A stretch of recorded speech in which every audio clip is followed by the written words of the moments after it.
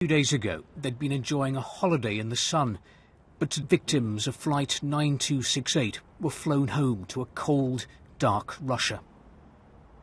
A lorry transported the bodies from St. Petersburg airport to a morgue across town. It was here later that the formal process of trying to identify the remains began. This is where the Russian Airbus crashed on Saturday, in the Sinai desert, on its way back from the seaside resort of Sharm el-Sheikh.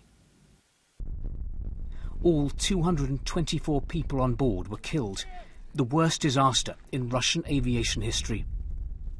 Both black box flight recorders have been recovered. It's hoped they will help explain why this aircraft fell from the sky.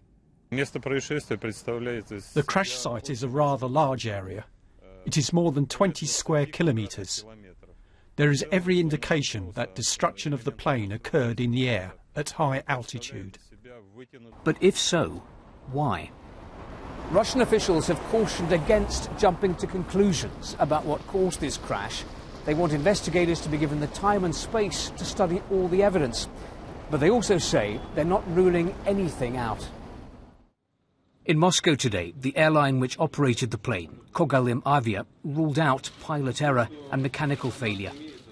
The company's deputy director said it could only have been the result of some technical physical action that made the plane break up. He didn't specify what.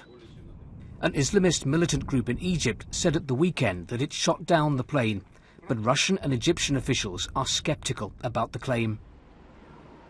Meanwhile, at St. Petersburg airport, where Flight 9268 should have landed, the sea of flowers has been growing bigger by the minute.